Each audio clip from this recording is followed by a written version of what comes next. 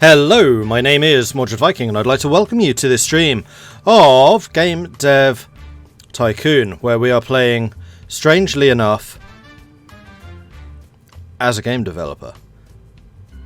Just adjusting my headset so I can actually hear. Still deaf in that bloody ear. So, E3 is, as you know, currently on, and I thought, you know what? While all the regular publishers are showing off their games at the moment, we can probably do better. So let's start developing our own.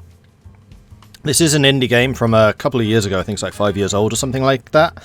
But it's actually really good, and I would very highly recommend this one. It's excellent. Welcome. Before you can start your adventure, you need to give your upcoming company a name. So I don't think the company name is a very good one. I think that we are going to be Mordred. Now, what should we call the company? One of my intentions with this series is it is going to be pretty open to chat.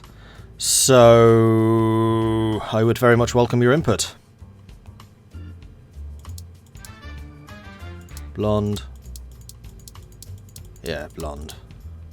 Definitely. Black t-shirt. Come on, black t-shirt. You don't have a black t-shirt. Well, let's wear that. There we go. I look like a Swedish developer now. Company name. I mean, it's actually really obvious what the company name should be. I think we'll go Mordcorp. Okay, let's do this. Support a young startup. Buy the game. Yay! So, this is definitely not the pirated version. And which, by the way, the pirated version of this game, I know that don't talk about piracy is one of my regular rules, but they did something really cool. Your games cannot make money. If you pirate this game, your games absolutely just can't make money, and you will go bust. Like 100% guaranteed you'll go bust if this game is pirated, which I think is a fantastic form of piracy protection. Anyway, that's enough piracy talk for now. So, what is this game all about? Basically, you start off in your garage with a PC and you're trying to make games, but eventually you will be setting up like a company, hiring new employees, and then different employees with different skills. Each person puts a number of points towards a game. A game requires a certain number of points to complete, and will require like programming points, graphical points, design points, that type of thing. You can generate bugs if your people aren't very good at it. You can spend some time polishing towards the end of the development cycle to get rid of those bugs. But if you're running low on cash, then you just need to release, and obviously bugs will negatively affect your review score. So here we go. We are on our own. We have a project that we need to go and start. Before development can begin, you need to decide what kind of game you want to create and give your game a name. You can select which graphic technology your game should use. Your options are initially limited, but once you have a bit of experience, you'll be able to unlock new options. Game number 1. So first of all, we need a game name. We also need to pick the topic, so let's do the topic and everything like that first. So this can be a space game, an abstract game, an expedition game, or a spy game. So what should the first hit from Mordcorp be? I mean, in this era, we are still in like the 1980s. Space tended to do pretty well. Expedition, I suspect, would do quite well. Abstract, I think, is going to be difficult. Spy might do well. Spies. Space, spy, space, spy, space. I think we're going to do space for the first one. And then genre. Action, adventure, RPG, simulation, or strategy. I mean, this is me, so this would be the obvious one. RPG. I think space games should be action, RPG, simulation, or strategy. I mean, space sim would be something like Elite. Space strategy early on, gosh, I wouldn't know. Space action would probably be Space Invaders. 3 RPG, 3 strategy. You guys are really just going straight down the line here. Need some StarCraft. It's too early for StarCraft. This is the 1980s. Real-time strategy isn't even a thing yet. We haven't even had Dune. Dune 2, that is.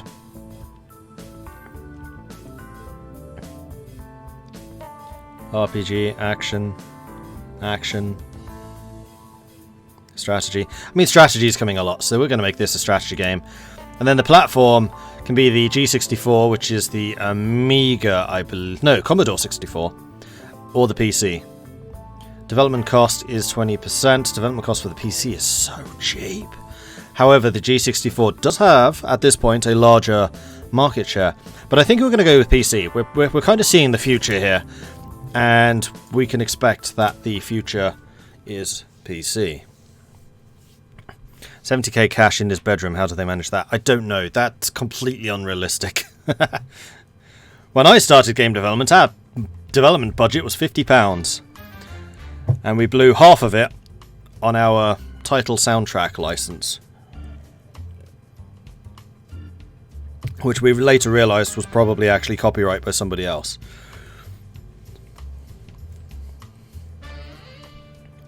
So, what should we call this?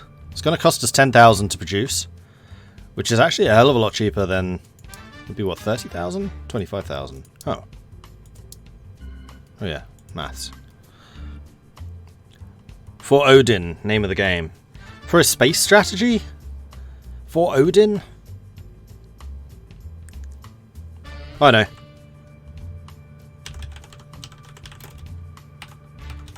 Oops. Mordhammer, 40k. Lords of Space.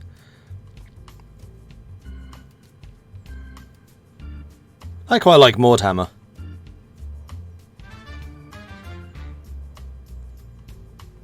Yeah, we'll do this, Mordhammer. Next. Alright, so what kind of graphics are we going to do? We can make this text-based, which is ASCII, or 2D graphics version 1. I think we should go all out here. Let's go with the 2D graphics. And then the game starts. So you can see these little bubbles going up.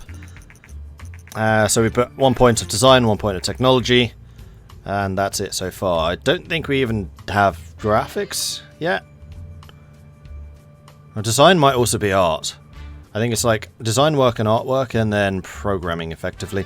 Game development runs through three stages. At the beginning of each stage, you can decide which areas of the game you want to focus on. Picking the right focus for your game greatly increases the points you generate.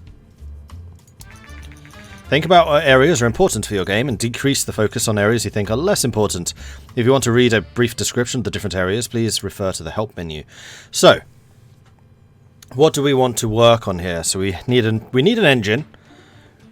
We'll need gameplay, and we need story or quests. This is a strategy game, so we can probably focus more on gameplay and less on the story and quests. And we'll leave engine where it is, because we don't currently have an engine. Something along those lines I think works good. Let's do that. So, that was a very quick engine. Game development has now started. While developing the game, you will generate game points, which you can see bubbling up. Game points are divided into design points and technology points. The more points you generate, the better the game will be.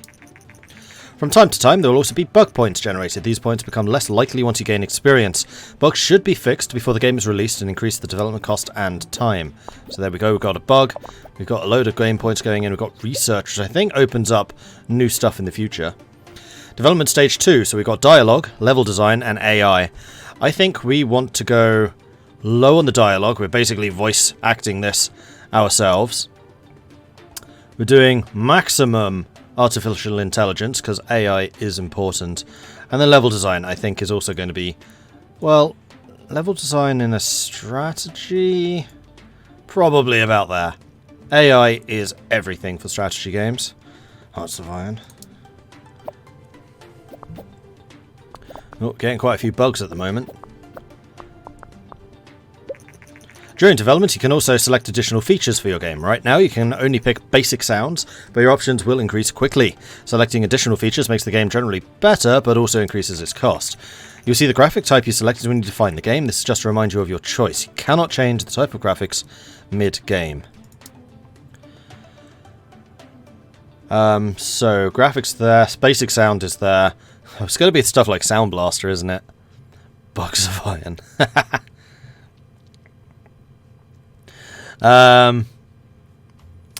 Graphics on a strategy, not hugely important. World design, quite important. Sound, Also relatively important. I think we'll do it like this. These ones you can matter a bit less, I think. Getting a lot of research from this. So development of the first game is now complete. You can press the finish button to publish the game, but you should only do so once you fix the majority of the bugs. Releasing a game without fixing bugs can severely affect your rating, so you should only ever consider that if you need the cash and can't afford to wait. Fixing, fixing, fixing, and fixing. No bugs. The development of the game is now finished. While developing games, you gain experience and improve your skills. When development is completed, you will be presented with a summary of the experience gained.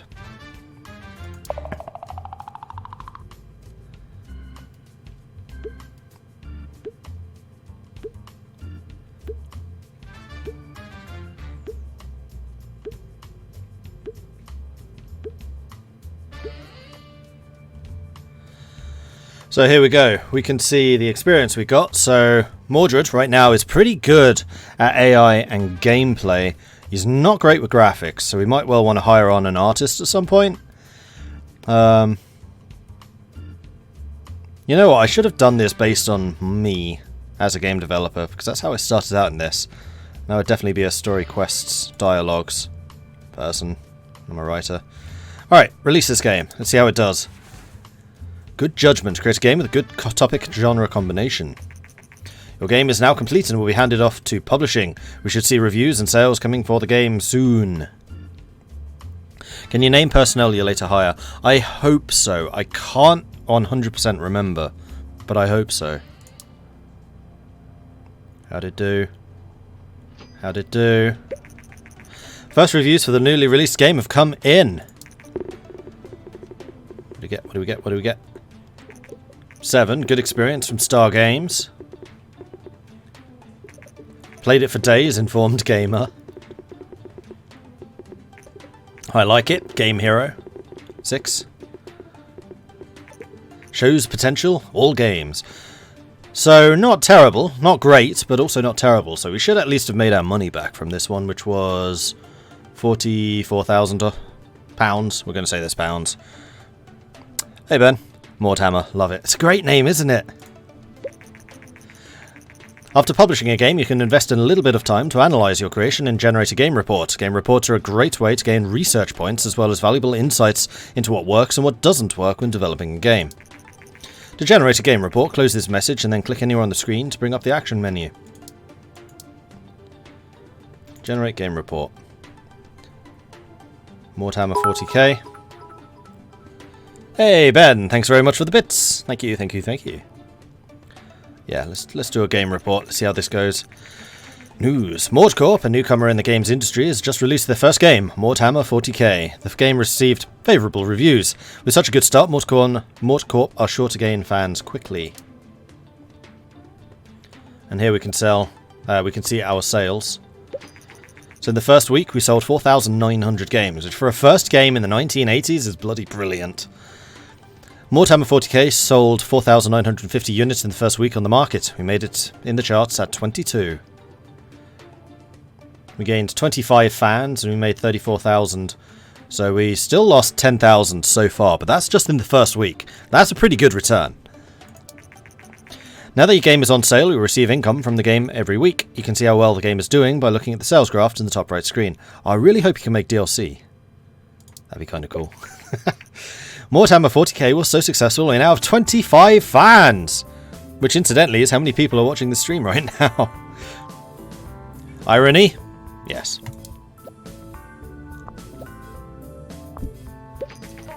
Game reports are a great way to gain new research points and new insights. It pays off to generate a report for every game you release. Now that you completed the first game report, it's a good idea to look at the research menu. Open the research menu and close this message, then click anywhere on the screen to bring up the action menu. Research is important to unlock new options and make better games. You should try to save enough research points to be able to create your own game engine. This will greatly improve your games. Try to develop games with the different topic and genre combinations for a slight research boost. So what do we want to research? We can do the custom game engine at 50. So we're still a ways away from that, or a new topic. So we can do lore, cooking, movies, or romance. I mean, Expedition and Spy games I think are still going to do really well. So I'm going to hold off on the topics. We're not going to research anything right now. And there we go, we made profit. Cha-ching. Let's also check out the game report, let's see what it says. Our post-release analysis of Mordhammer 40k is complete, and we got the following results. Space and strategy is a great combination. Dialogue seems to be not important for this type of game. It's almost like I know my business. Alright, let's take a look at the next option.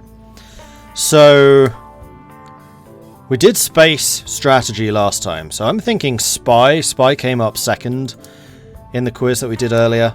And then genre. What type of spy game do we want?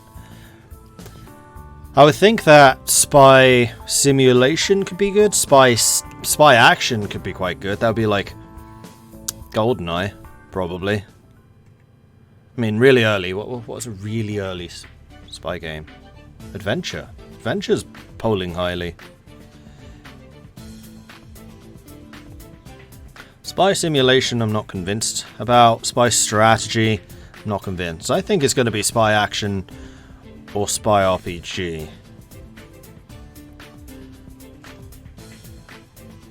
Yeah, action's coming up a lot, so we'll go spy action, and we're going to continue on the PC. I don't know if it actually matters which platform you're developing on. I mean, the G64 right now has a bigger market share, so you should probably make more money. But I don't know if you get, like, secret experience developing for PC. I'm not sure. So we'll go PC. And then we need a name for this.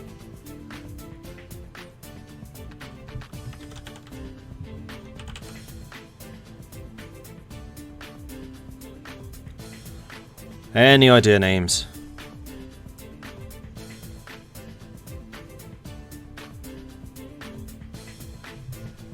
And while you guys are talking about that, I'm going to get myself some tea!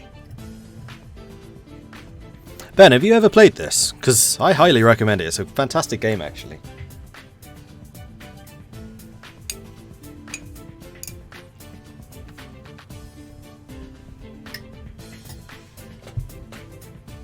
James Gong. Oh, I like that. Crouching Posh Boy, Hidden Commie. I like James Gong. That's a good name.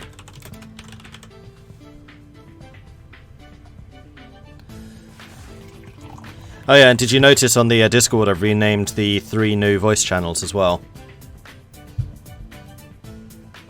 Writer's block achievement on...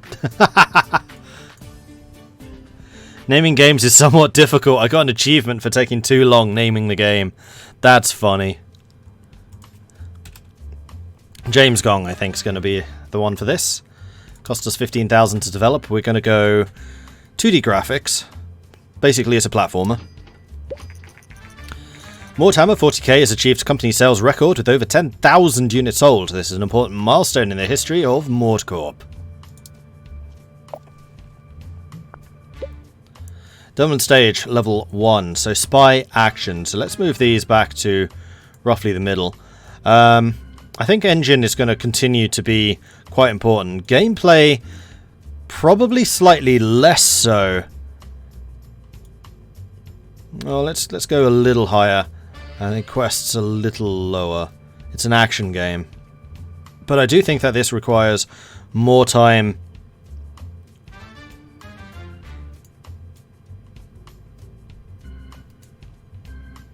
than the strategy did. Let's do this. James Gong, the spy with a hammer. Oh, we're getting loads of research for this. Development stage level 2, dialogue, level design, AI. AI, way less important. Level design is probably the most important for a spy action game. I'm hoping that they see action as a platformer. And then dialogue's still not hugely important. I think we'll do something like this. I love how I'm basically just the opposite type of programmer to, or developer to how I really am. Well-designed graphics versus sound. So this time world design, way less important. Graphics, I think, are probably the most important, and then sound can come somewhere here in the middle. See how this one does. 115,000 in the bank. Mordhammer 40k has made us a ton of cash. Okay, and now we're finished, so we're getting the bugs. And there we are. Done.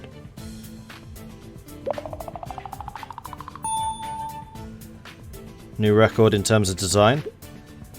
Engine skill goes up, gameplay skill goes up. Level design, AI. We got a lot better with graphics there. And sound. In fact... Oh, that's plus. Yeah, that's not total. I think we can release this. Let's see how they do. First reviews have come in for the newly released game.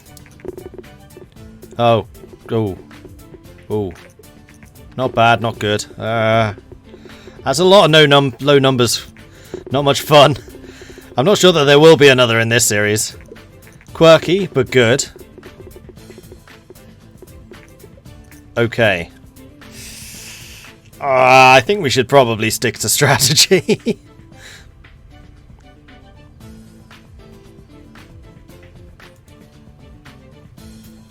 We definitely want to do a game report for this. See what insights we get. Recent study suggests the Commodore 64 is steadily outselling competitors in the PC sector. Consumers prefer the lower price, greater availability and flexible hardware configuration over the home computers. Yeah, early on, Commodore 64s and later Amigas were really good. I still have one. Haven't turned it on in like 20 years, but I do have one.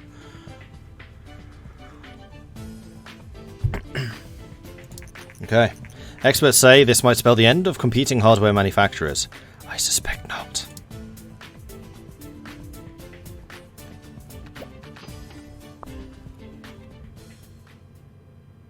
Stop scratching your head. Work! Alright, let's take a look. Game market. Game report, even. Spy action, great combo. AI seems very important for this type of game. Okay, that's interesting. Platform genre, PC action, good.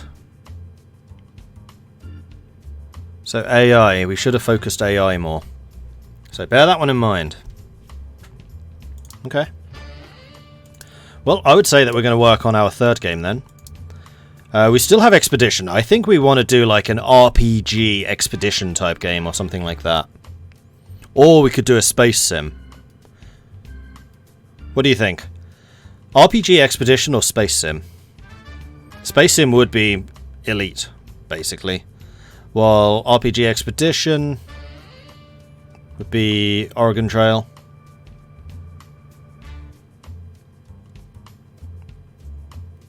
Space sim is very safe. I think that RPG is slightly coming out ahead here. So we're going to go that, we're going to go RPG, and we're going to do this one on the PC.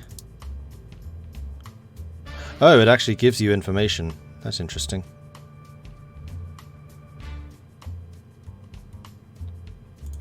Yeah, we'll go PC. So what is this going to be?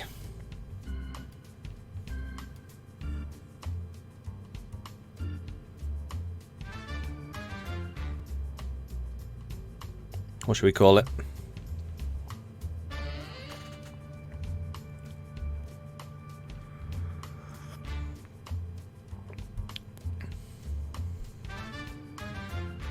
Space Monkey Ninja Pirates. For an Expedition RPG game. March of the Vikings. Perfect. This can probably be text-based. Save ourselves a bit of cash. Okay, so RPG, definitely story and quests. We're going to turn gameplay down a bit. We're going to turn engine down a bit. In fact, both of these can turn down a little bit more in comparison. Something like that. Yeah. Mordred. Have to bear that one in mind for the future. Pirika, thank you very much for the follow. Welcome to the channel. Alright, what's important for an RPG? Dialogue. Level design, kind of. AI, kind of. AI, probably less so. And again, I think we want to turn these two down in comparison. 50 research, we can make an engine now. According to rumours, the Japanese company Ninvento is planning to launch its very own home gaming console. Ninvento is known for the widely successful arcade game, Dinky King. Many industry experts doubt the home gaming consoles will take off, but are eager to see what Ninvento will deliver. It's not gonna mean anything. Alright, next up we have world design, graphics and sound. So world design's high, graphics are quite low, so is sound.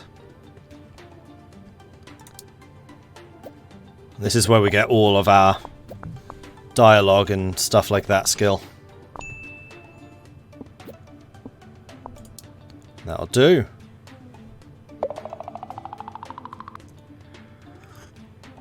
Loads of design points.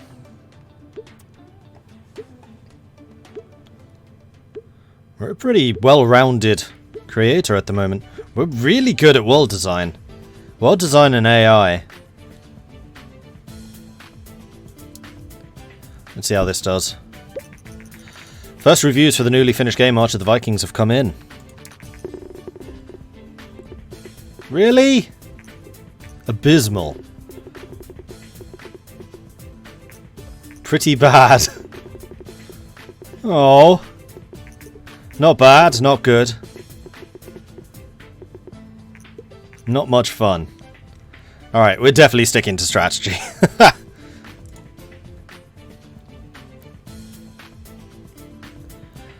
Well, we should probably go and do some research, and we can get our own custom game engine now.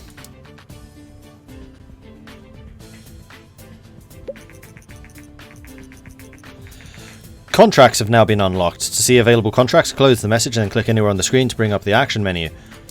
So contracts are basically a way of earning a little bit of extra cash just over time. So if you have some developers who are, for example, not working on anything, then contracts are a good way of keeping them busy. Today, Ninvento confirmed recent rumours and announced their plans to release a new home gaming console called TES early next year. The console features cartridge-based games and a uniquely designed controller.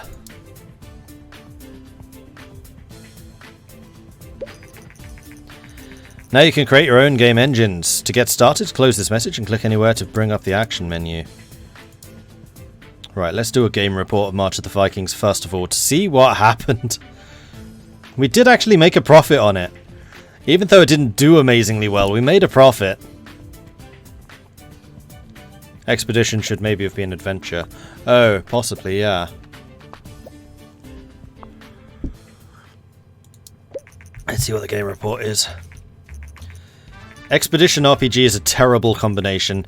Gameplay seems quite important for this type of game. Platform genre match. PC RPG is good. So, Expedition RPG is not the way to go, apparently.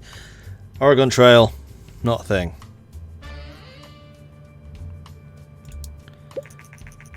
Thank you from Patrick and Daniel Klug, Greenheart Games. Hi Mordred, we are the creators of Game Dev Tycoon. Would like to thank you very much for purchasing the game and supporting us. You're welcome.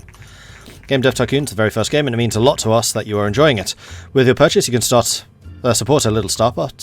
You can support our little startup, and hopefully make sure that you can bring more games in the future. Seriously, you rock. Thank you very much, and have fun with Game Dev Tycoon. Well, thank you very much. Let's make a game engine. So this is going to be the Wrangle engine. And we're going to have graphics, we're going to have a linear story, and we're going to allow save games. We're going all out with this. This is going to be an expensive engine. So we really need to make an RPG out of this.